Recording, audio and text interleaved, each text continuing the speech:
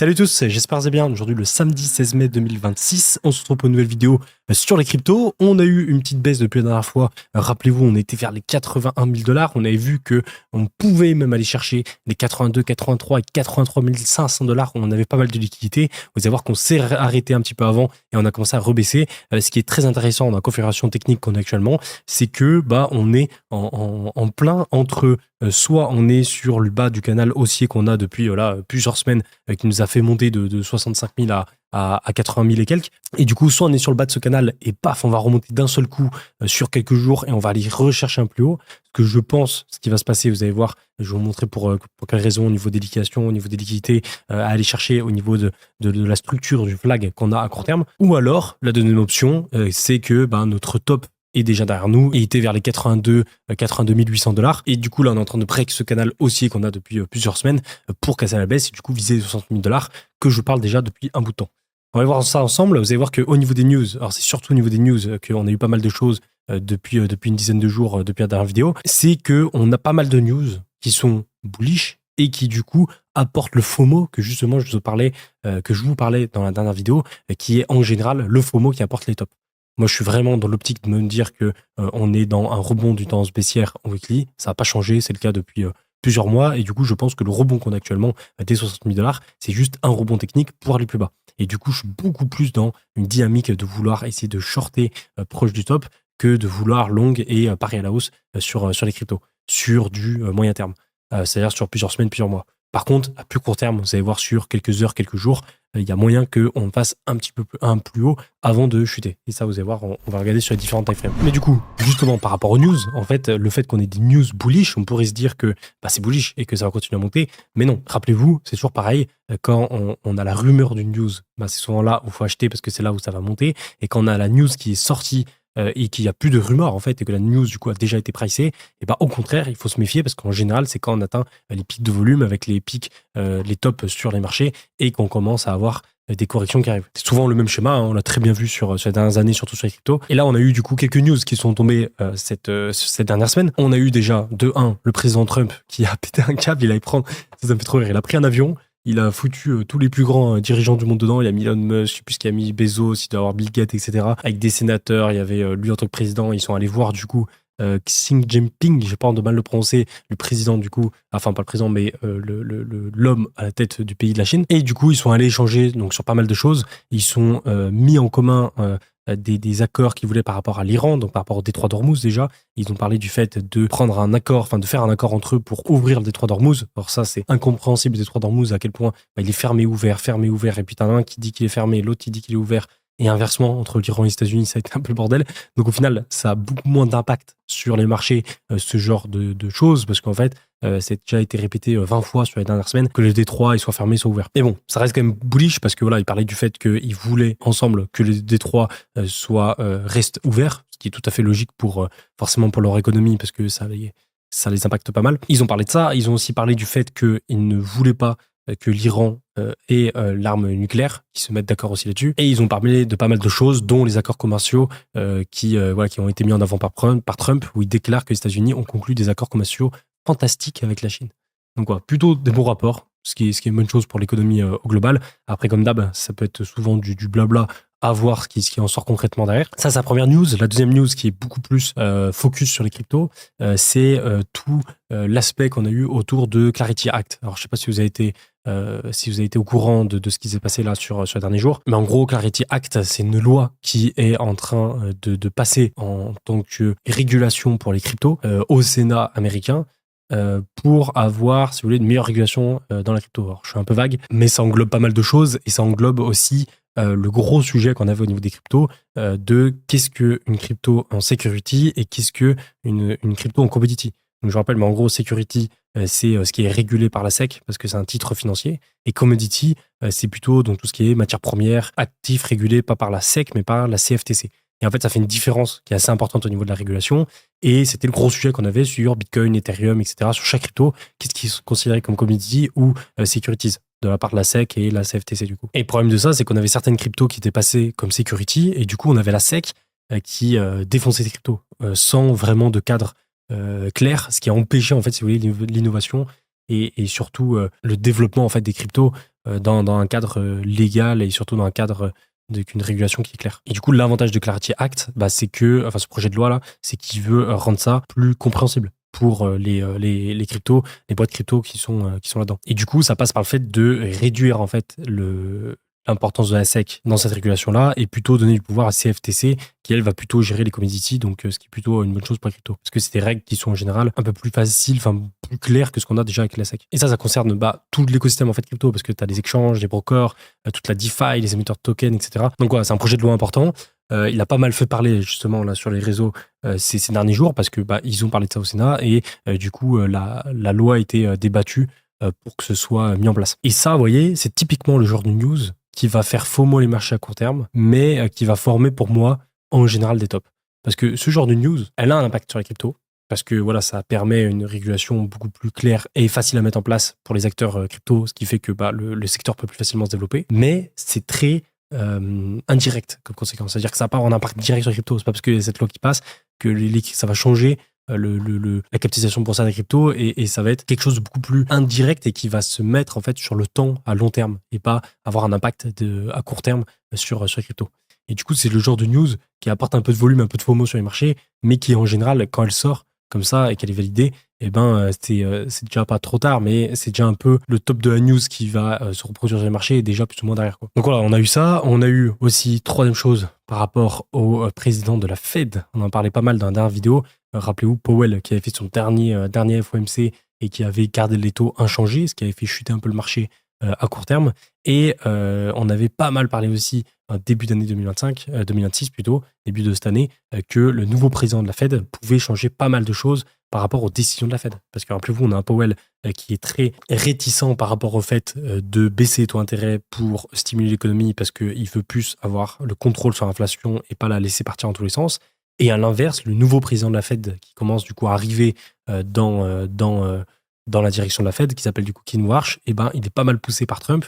Et c'est plutôt une personne qui va aller à l'inverse de Powell, pas ignorer complètement, mais à minimiser l'impact de l'inflation sur l'économie pour pouvoir maximiser la baisse des taux d'intérêt et du coup maximiser la stimulation des marchés pour favoriser aussi le mandat de Trump si les marchés montent. Bon, il y a un peu tout ça et ça c'est le gros bordel. Alors ça c'est vraiment le gros bordel parce qu'en fait Powell il est parti mais il garde quand même une place au sein de la Fed. Ce qui fait qu'il a toujours quand même son mot à dire. Alors forcément ça va être réduit avec le temps mais là sur les prochaines conférences FOMC il aura toujours son mot à dire et du coup on aura toujours le clan Powell qui va être présent et qui va vouloir pousser pour ne pas avoir une baisse des taux trop forte. Et on va avoir le clan Kevin Warsh qui va plutôt essayer lui à l'inverse, de pousser les taux d'intérêt à la baisse.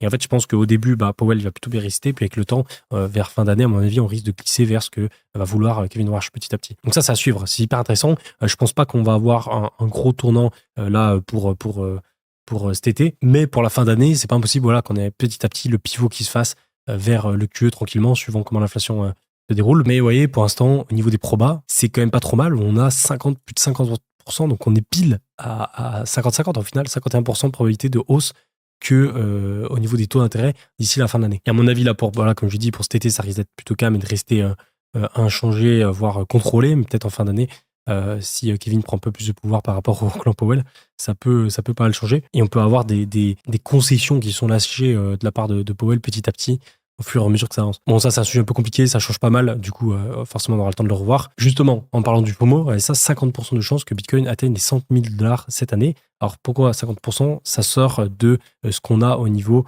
des statistiques que les gens pensent, et on a 7% de chances que ça arrive ce mois-ci. Bon, ça, c'est quasi impossible. Et regardez, c'est intéressant, on peut aller voir directement sur aussi Polymarket, qui a beaucoup de volume et qui est assez bon pour voir, en fait, en termes de sondage, qui pense vraiment quoi. Et là, on voit clairement qui va plutôt parier sur quel prix de BTC. Et ouais, ce qui est intéressant, d'ici du coup la fin de l'année 2026, il y a plus de gens qui pensent que les $90 000 vont être touchés que par exemple les 50 000 et même les 55 000. C'est-à-dire qu'il y a plus de gens qui pensent qu'on va aller à 90 000 en premier que 55 000.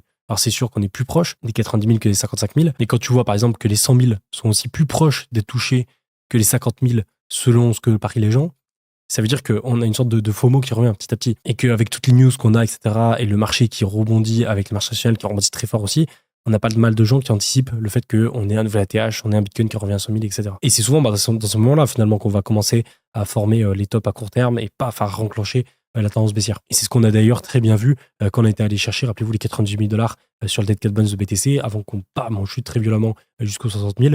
Et ben on avait pareil, une sorte de petit FOMO qui revenait. Je voyais aussi les small caps qui reprenaient du volume. On avait des belles perfs qui se faisaient. C'est après le même scénario là qui se met en place. Et ouais, là on a un graphique de TED que je trouve très bon par rapport à ce que moi je vise comme scénario. Ouais, il nous parle ici de combler le gap CME sur 84 000 dollars, saisir les liquidités vers 85-86 000, aller chercher un nouveau plus bas et ensuite inversion structure pour aller chercher les 100 000 dollars avant de la fin de l'année. Je suis plutôt d'accord avec ça. Ouais, je pense qu'on peut aller encore pousser vers les 84, 85, même voire 86, aller chercher tout ce qu'il y a ici et ensuite, bam, plonger assez fort, aller chercher un nouveau plus bas. Alors là où il met le plus bas vers 50 000 dollars, ça peut être entre 40 000 et 50 000 sur l'amplitude qu'on va aller chercher. Après, ce qui est intéressant, c'est que du coup, ça nous fait un plus bas, vous voyez, pour lui, vers juillet-août. Mais ce qui pourrait être encore plus intéressant sur moi, c'est de faire un premier plus bas, rebondir, aller chercher un double bottom ici vers la fin d'année, comme on a historiquement à chaque fois un point bas vers octobre-novembre de l'année du bear market, donc là, octobre-novembre 2026, et ensuite, paf, remonter et aller chercher les 100 000 dollars pour 2027. Voire fin 2027. Bon, voilà pour Twitter, voilà pour les news. Je vais passer rapidement sur l'analyse technique au niveau de BTC. Justement, regardez, vous voyez le canal aussi, alors je vous le trace un peu n'importe comment, mais le canal aussi qu'on avait vu ensemble du coup la dernière fois, c'est celui-là. Alors bon, il est très très mal dessiné, mais en gros, voilà, c'est bon, on monte là-dedans, et ça c'est clairement une figure qui est plutôt en général baissière. Hein. Quand on monte dans un canal aussi comme ça, souvent pour le casser à la baisse, inversement, quand vous avez un canal baissier de cette sorte, c'est souvent pour le casser à la hausse. C'est pas tout le temps vrai, mais la majorité du temps, 80% du temps, ça marche très bien. Et là, c'est vrai que la dernière fois déjà, quand on avait fait, j'avais mis un gros short ici en place, et du coup, rappelez-vous, je me faisais sortir là avec quelques pertes, parce que je me disais qu'ici, en fait, on pouvait avoir la cassure du premier canal haussier qu'on avait ici, qui pouvait clairement se faire. Finalement, on l'a prolongé, ce qui fait qu'il est encore plus loin, et là, de nouveau, en fait, le point qu'on avait ici, ça revient le même point qu'on avait ici. C'est-à-dire qu'on se retrouve dans exactement la même situation. Dans la situation de, est-ce qu'on est en train de casser le canal haussier qu'on a formé tout ici, ou est-ce qu'au final, on n'est juste pas dans avoir un canal haussier qui se prolonge. En fait, là, on est sur le bas du canal haussier et on remonte pour aller chercher du coup encore un plus haut et avant de rechuter en fait plus tard. Et c'est vrai que si on trace en fait au niveau de chartisme, vous voyez, on pourrait se dire que ouais, la question elle est clairement en train de se faire. Mais comme on l'avait ici, rappelez-vous, au niveau des clôtures H4, pareil, on avait clairement une cassure et pourtant on l'a quand même réintégré plus tard. Le truc qui me fait un peu douter de me dire qu'on a le top ici et que là du coup on commence à entamer la grosse tendance baissière, c'est que on a laissé pas mal de liquidités ici, comme on l'avait fait au final ici. Et surtout, on a une sorte de savoir à court terme de un petit canal baissier comme ça, quand en général, on va plutôt casser la hausse. Ouais, quand on zoome un peu plus, on se met par exemple en H4, on le voyait hop, très bien ici. Vous voyez là en H4, on avait formé un premier top, hop, on était venu chercher un deuxième top, ensuite on descend, et paf, au final, on casse la hausse. Et là, on a un peu le même truc au final, même en 12 heures ici. Hop, ouais, on a une sorte de petit canal qui se met en place. Et en fait, ce genre de pattern, c'est souvent pour pas réintégrer ici et ensuite éventuellement chuter. Et là, le truc, c'est que souvent, en fait, les tops qu'on va faire sur BTC, c'est souvent, on va aller chercher un tout petit peu plus haut pour aller chercher l'équité qu'on a laissé au-dessus avant de plonger. Et donc, en fait, typiquement, par exemple, quand on va monter, hop, on va faire voilà, un plus haut comme ça. Et si on veut faire réellement un top, on va pas faire voilà, un truc comme ça. Mais on va plutôt, par exemple, aller chercher, vous voyez, hop, la liquidité qu'on a laissée au-dessus. Et une fois qu'on a fait la déviation, paf, redescendre. Regardez, par exemple, je peux vous donner l'exemple on l'avait très bien ici, vous voyez, pour le Dead Cat Bounce des 98 000 dollars, où j'étais rentré en short ici. C'est en gros, moi, j'attendais la déviation de liquidité. C'est-à-dire qu'on avait, vous voyez, un top, deux tops, trois tops ici. Et vous voyez, à chaque fois, c'était à peu près sur le même niveau. Et en fait, là, paf, on est venu chercher toute la liquidité qu'on a laissée au-dessus ici pour ensuite complètement chuter derrière. Et moi, c'est ça que j'attends. Vous voyez là, c'est-à-dire qu'on monte. Mais le top, ce serait qu'on fasse une cassure ici, qu'on aille chercher du coup toutes les liquidités qu'on a laissées là, et une fois qu'on a cherché ça, paf, là on se retourne directement. Bon après ça c'est dans l'idéal, comme d'hab, hein. Ça se trouve on peut très bien avoir le top qui est ici, et puis là tranquillement on descend sans avoir forcément de chasse de liquidité qui se fasse au-dessus. Après regardez au niveau des liquidations, vous voyez on voit l'énorme cluster, j'ai rarement vu ça, mais regardez le paquet de jaunes qu'on a au-dessus. Ouais, là je suis en une semaine, mais en gros tout ce qu'on a au-dessus de 82 000 $, on a énormément, vous voyez, de liquidation, de shorts qui sont accumulés. C'est-à-dire qu'on a beaucoup de gens qui sont rentrés en short et qui ont posé leur liquidation, leur stop loss, enfin surtout leur liquidation dans cette zone. Ce qui fait que de nouveau pour le cours, aller chercher les 82 000, donc toute cette zone qu'il y a ici au-dessus, bah, c'est hyper intéressant. C'est pour ça que là, casser ça, comme ça, aller chercher toutes les liquidités qu'on a là, et après faire un top un peu au-dessus et chuter, ça pourrait être beaucoup plus intéressant pour le marché à faire ce genre de pattern pour piéger un maximum de gens. Vous voyez, monter vers 83, 84, que de directement chuter et laisser toutes les liquidations de short qu'on a ici qu'on ne viendrait pas sortir, quoi. Après, comme à chaque fois, on va toujours chercher un top avec des liquidations dessus. C'est-à-dire que c'est impossible. Tu peux jamais avoir un top sans liquidation dessus. Parce que le truc, c'est que même si là, on a énormément de liquidations dans cette zone, par exemple, on vient les chercher et ensuite on forme un top ici, on va avoir deux nouveaux délications qui vont s'accumuler et ensuite ça va chuter. Et là, si on fait vraiment le top et on chute, on aura toujours des liquidations qui vont se mettre au-dessus parce qu'on aura toujours des gens qui vont shorter dans ces zones-là et qui vont mettre leur liquidation dessus. Mais c'est vrai que là, pour le coup, on a beaucoup de liquidations dans cette zone parce qu'en fait, on est revenu à tester plusieurs fois. C'est-à-dire qu'on est revenu à tester une fois, deux fois, trois fois, quatre fois, cinq fois. Ce qui fait qu'à chaque fois, les gens, ils posent des shorts ici, avec leur liquidation. Ensuite, quand on revient là, les gens, ils reposent des shorts. On revient là, les gens, ils reposent des shorts, ainsi de suite, ainsi de suite. Ce qui fait que quand on arrive là pour la cinquième fois, il y a énormément de shorts qui sont accumulés. Et c'est pour ça que c'est plus intéressant pour le marché, en fait, de juste aller, une fois qu'il a sorti les shorts et qu'il a fait son top, il a fait son top par exemple ici, au lieu de revenir plein de fois comme ça et d'accumuler plein de shorts, et le plus intéressant pour lui, c'est de sortir tous les shorts et ensuite de directement chuter. Pour pas que les gens aient de nouveau l'opportunité de rentrer en short. Parce que quand ça fait que chuter, les gens ils sont en mode je vais pas rentrer en short parce que j'aurais pu rentrer plus haut, ainsi de suite, ainsi de suite. Et ouais, au final, c'est ce qu'on a très bien eu ici en fait. Ouais, c'est ce qu'on a très bien eu sur le Dead Bones des 98 000. Où là en fait, on venait ici, on accumulait des shorts, on venait ici, on accumulait des shorts. Pareil ici, les gens ils posaient des shorts. Et en fait, là, tout le long, les gens, ils avaient leurs shorts. On revenait là, ça passait tout juste. Les gens, du coup, ils raccumulaient des shorts. Et là, paf, on fait sortir tous les shorts qu'on avait là. Et direct après, on chute. Ouais. On perd pas de temps à faire ça et à récumuler des shorts. Non, direct, on chute pour pas que les gens aient le temps d'accumuler des shorts et des liquidités au-dessus. Tout simplement. Après, ça, c'est ce qui se passe dans la majorité des cas. C'est ce qui marche le mieux, en vrai, en termes d'analyse, en termes de piège, en fait, pour liquider un maximum de gens. Mais, comme d'habitude, c'est pas parce que ça marche 90% du temps que ça va forcément se passer. Et ce serait assez étonnant, mais on peut très bien avoir le top là et qu'au final, là, on se laisse couler tranquillement et qu'on ait cherché le plus bas et que au final, on vienne jamais chercher l'équité qu'on a laissé ici avec la déviation qu'on pourrait faire. Tout est possible, mais perso, j'attends cette déviation pour rentrer en short parce que pour l'instant, je ne suis pas. Après, le piège avec les liquidités aussi, c'est que là, je suis en une semaine, mais si après on dézoome en mensuel, on peut voir que tout est relatif. C'est-à-dire que là, les liquidités qu'on a là, elles sont importantes, mais au final, elles sont tout aussi importantes que les longues qu'on a ici. Et là, ce qui est intéressant, c'est qu'on vient chasser un maximum de longues dans cette zone vers les 78 000, là, on est actuellement. On peut encore pousser jusqu'aux 77 400, même voire 77 000 et voir un petit peu en dessous avec une mèche pour sortir un maximum. Mais après, le but, c'est vraiment de pas remonter assez fort, aller chercher tous ces shorts-là et ensuite de former nos top. Ça serait vraiment le top du top. Et justement, pour regarder, au niveau des FG, on peut mettre les FG pour voir où est-ce qu'on en a. Et en daily, on a vraiment cette grosse FG ici qu'on n'était pas venu combler. Et du coup, on vient tester ici en daily. Et cette FG, elle descend jusqu'aux 76 000. Et rappelez-vous, toutes les liquidations qu'on a vues en dessous, elles sont sur les 78 000 là actuellement, jusqu'à 77. Et même, on avait vu une mèche éventuellement un petit peu en dessous des 77. Et donc, là, actuellement, on est pile dans une zone parfaite pour avoir un rebond. Et perso, ça ne m'étonnerait pas que là, on aille chercher un petit peu plus bas à 77, on aille chercher une petite mèche éventuellement, et qu'ensuite on remonte, on va chercher toute liquidation au nord des shorts, et ensuite on forme le top et on corrige. Et là, cette fois-ci, c'est de rentrer en short sur ces niveaux-là. Mais bon, là aussi, ça dépendra des news. Ça se trouve, on aura encore une super news bullish qui va faire qu'à court terme, on va avoir plus de FOMO, et au final, au lieu d'aller chercher cette liquidité, de se retourner là, on va monter encore plus haut avant de former un top. Mais bon, petit à petit, vous voyez, on commence à arriver dans les zones, comme je vous montrais dans la dernière vidéo, qui sont de plus en plus hautes pour commencer à se mettre à shorter. Enfin, pas à shorter, mais à former un top sur ce rebond-là. C'est-à-dire que souvent, regardez au niveau des Fibo, on avait fait un premier rebond pile sur le premier niveau de Fibo à 0,382. Et souvent, on peut aller chercher le niveau de Fibo qui sont au-dessus, qui est entre 0,032 et 0,718. Et même la zone ETE, la zone parfaite entre les 0,718 et 0,786, qui est un tout petit peu au-dessus, vers les 83, 84 000. C'est pour ça que là, aller chercher un petit peu plus haut vers les 83, 84 dans la zone ETE, ça pourrait être parfait. Et c'est ce qu'on avait d'ailleurs fait sur les précédents marchés. Là, on a fait exactement le même top qu'au premier, c'est-à-dire premier niveau de FIBO 0,382. Et sur celui-là, on était venu chercher un peu plus haut avant les 0,78. Par contre, en 2018, on avait eu des rebonds qui étaient beaucoup plus forts. Vous voyez, on venait là, dans la zone ETE avant de recorriger. Même chose ici, vous voyez, on revenait dans la zone ETE avant de recorriger, etc., etc. Et pareil, au niveau des FG, alors plus weekly, vous voyez, là, on est actuellement pile dans la FG weekly. On était déjà, quand on est arrivé dans les 79 400 $ ici, où j'avais essayé de me positionner en short. Et jusqu'aux 86 000, on est encore dans la FG. Donc en fait, on a vraiment de la marge par rapport à cet FFG-là. L'objectif, c'est vraiment pas de clôturer au-dessus en weekly, donc pas d'avoir une clôture weekly au-dessus des 86 000. Mais tant qu'on reste dedans, même si on fait une mèche au-dessus, on garde la clôture weekly sous les 86 000, c'est bon.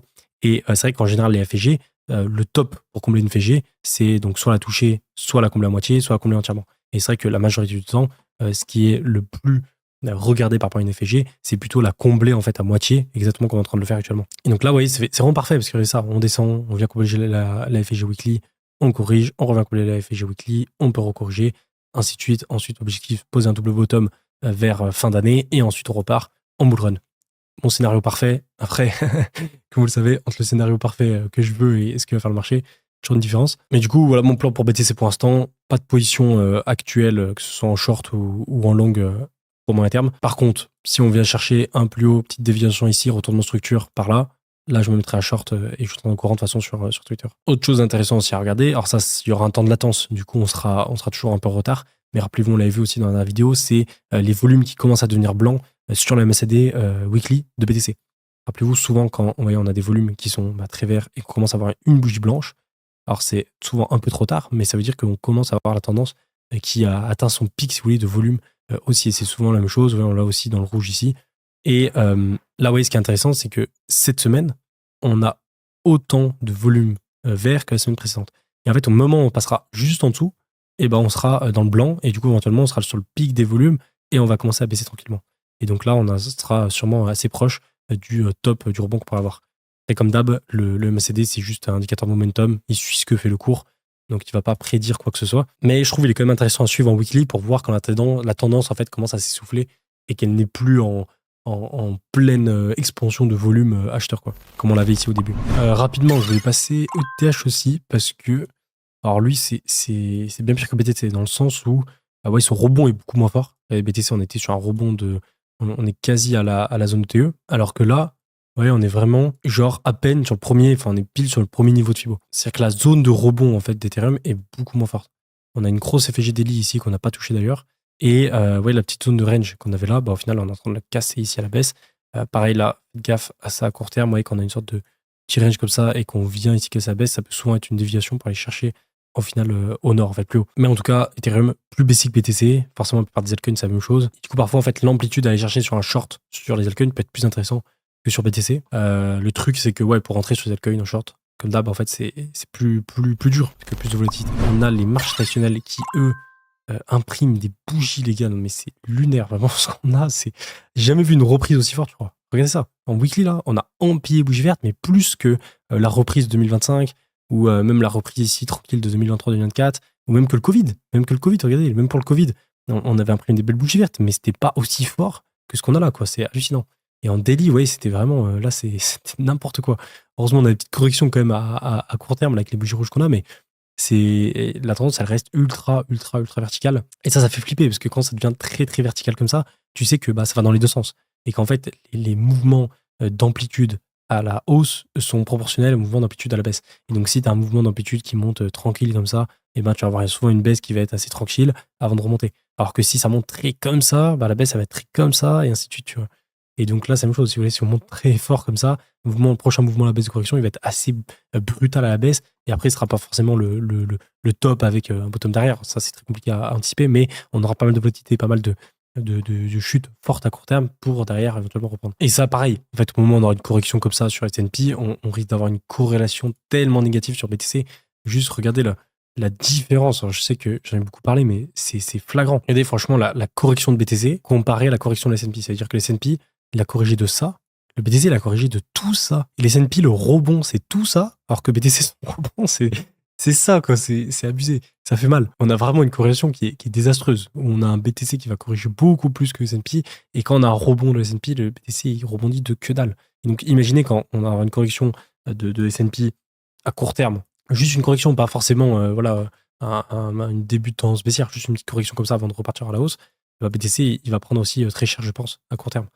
Il y a ça déjà, et le deuxième truc, c'est le dollar qui est ici, lui aussi qu'il faut surveiller, qui est en train de remonter. Pareil, dollar fort, ça peut être une corrélation assez mauvaise pour BTC. Et pour l'instant, il est clairement dans ce petit range-là. Il continue. Pour moi, il y a plus de chances quand même qu'il casse ce range. Ça ressemble plus à un bottom de range ici que à une continuation baissière ici. Après, voilà, ça peut partir dans les deux sens, hein, parce que ça reste quand même un range, mais ça pourrait clairement accentuer le fait qu'on ait une baisse sur BTC si on a un dollar qui casse ça et qui accélère à la hausse et qui fait que BTC, lui, va avoir une corrélation plutôt négative avec un dollar qui monte. Donc ça aussi à surveiller, même si ça fait 10 ans qu'il est là-dedans. Ça peut encore durer, mais ça peut aussi vite casser la hausse si le dollar monte. Donc voilà, si le dollar qui monte, et en plus de ça, on a les marchés traditionnels qui peuvent faire une petite correction un peu forte à court terme, ça peut clairement enclencher notre baisse assez forte sur BTC et aller chercher en fait un plus bas. C'est pour ça que là, je me tâte vraiment, parce que je suis pas en short sur BTC. Je sens que ça nous pend au nez, qu'on va se taper une correction comme on l'a eu ici pour aller chercher un nouveau plus bas. Et franchement, ça me ferait ultra chier de pas être dans ce mouvement baissier en short et avoir un maximum de liquidité quand on va faire plus bas. Parce qu'en fait, là, l'avantage du short, c'est que ça hedge pas mal. C'est-à-dire que moi, là, j'ai quand même toujours des positions d'investissement sur les altcoins, sur les grosses caps. Et du coup, j'ai quand même une exposition en spot sur les cryptos que j'ai toujours et qui fait que si ça monte, je suis plutôt... je vais prendre des performances, en fait. Enfin, je vais prendre mon portefeuille global va grossir en investissement en spot. Mais si ça baisse, tous mes investissements en spot, en crypto, vont perdre en valeur. Et du coup, le short me permet clairement de me hedger contre ça et de me retrouver avec des liquidités quand je coupe mon short et qu'on est assez bas pour pouvoir réinjecter sur ce que je veux et pas que je me retrouve en bas du bear market sans aucune liquidité, que ce soit un peu chiant. Donc voilà pour ça. Je finis avec le commentaire du jour de Harlequin. Harlequin29. Harlequin, ça me fait penser, c'est quoi les harlequins? C'est des bonbons, je crois. Bien sûr, je mangeais des harlequins quand j'étais petit. Mais je sais pas, j'ai peur de dire une connerie, je crois que c'est ça. Les bonbons qui cassent les dents. Enfin bref, très bon pseudo. C'est atroce. Comment j'ai envie de FOMO aussi sur X. Il y a que des mecs bullish maintenant et tout. Et ça, les gars, c'est exactement ce que je vous parlais justement tout à l'heure sur Twitter. C'est le FOMO ambiant qu'on a sur X. Alors, est-ce que ça vaut le coup d'aller sur X? Ça, c'est une bonne question. Parce que sur X, vous allez avoir beaucoup d'infos. Vous allez souvent être au courant de tout avant n'importe quel réseau social. Mais le problème, c'est que pour moi, X, Twitter, vu que c'est du contenu en flux tendu et c'est tout le temps à la limite du direct, et en fait, t'as une sorte de bruit ambiant qui en sort, qui est assez fort et qui fait qu'à court terme, ça peut nous faire prendre des mauvaises décisions. Et je parle de ça en tant que personne qui l'a déjà vécu. Où je me suis mis à FUD ou à FOMO sur le marché à cause du bruit ambiant court terme de Twitter. Et au final, moi, j'aime bien être dessus pour essayer de voir en fait ce mouvement se mettre en place, que ce soit de FUD ou FOMO, mais de pas y prendre parti en fait, de juste être en l'extérieur de ça. C'est pas facile, mais je le vois en fait, c'est impressionnant. Ou par exemple, je le voyais très bien quand on était sur les cryptos, on commençait à chuter vers les 80 000 $. On avait tout le monde qui disait plus rien. Puis après, il y en avait un bottom qui se posait, un tout le monde, personne, c'était très très calme. Et puis quand on a commencé à remonter vers 88 000, on a commencé à former le Dead Cat Bounce où j'ai posé mon short. Là, il y avait beaucoup de FOMO en fait qui arrivaient. Et je me souviens quand j'ai mis ma position short sur Twitter en mode je short à 88 000, j'ai eu 80% de commentaires qui étaient en mode mais tu vas te faire guider, c'est n'importe quoi, on va monter beaucoup plus haut, on est reparti en bull run, etc., etc. Et là, dans ce qu'on vit actuellement là sur ce niveau des 82 000 $, où on est monté, et j'ai l'impression on retourne un peu dans ce truc-là de FOMO où on a quelques news qui tombent, qui fait que ça FOMO encore plus, etc. Donc à voir, mais c'est vrai que c'est un peu le même schéma que ce qu'on avait sur le Dead Cat Bounce. Bon allez, je vais être pour aujourd'hui. N'hésitez pas comme d'hab, allez check sur Twitter, je vous tiendrai au courant de ce que je fais par rapport à mon short, surtout comment est-ce que j'essaie de me positionner.